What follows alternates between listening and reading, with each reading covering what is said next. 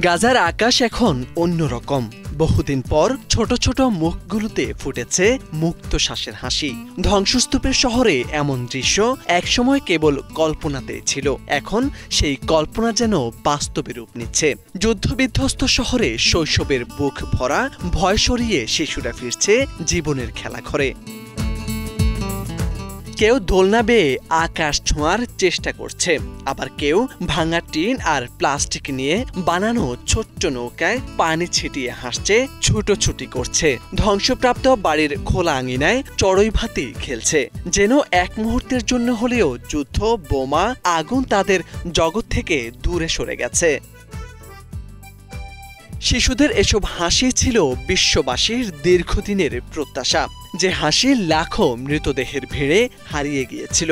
এক রাতেই আনন্দের মুহূর্তগুলো কেড়ে নিয়েছিল ইসরায়েলের দখলদার বাহিনী। ঘুমের বিছানা বদলে গিয়েছিল বিধ্বস্ত শহরে। খেলাধুলার মাঠ পরিণত হয় ধুলোয় ঢাকা ধ্বংসস্তূপে।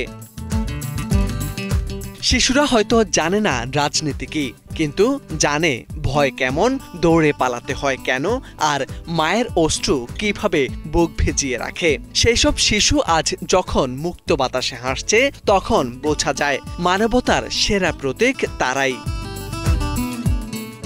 বিশ্লেষকরা মনে করছেন এই দৃশ্যগুলো শুধু আনন্দের ছবি নয়, এগুলো যুদ্ধ পরবর্তী মানসিক পুনর্জাগরণের ইঙ্গিত। বহু শিশু ট্রমায় ভুগছে, অনেকেই প্রিয়জনকে হারিয়ে নিঃস্ব হয়েছে, তবুও তারা ঘুরে দাঁড়াতে মরিয়া। এসব হাসি বলে দেয় এই শিশুরাই ভবিষ্যতে গাজার পুনর্গঠনে শক্তি হয়ে উঠবে।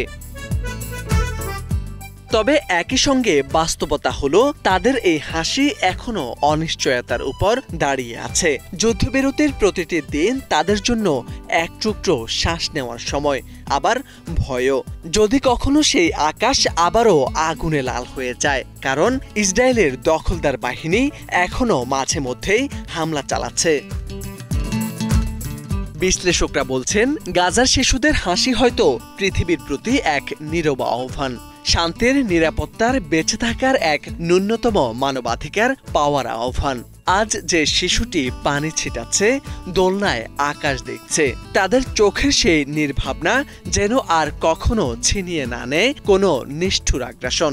মানবতার জয় হোক এই হাসিতে, মুক্ত খেলায়, জীবন উৎসবে, এমনটাই প্রত্যাশা সকলের। মোরশেদ আলম, বাংলা ভিশন।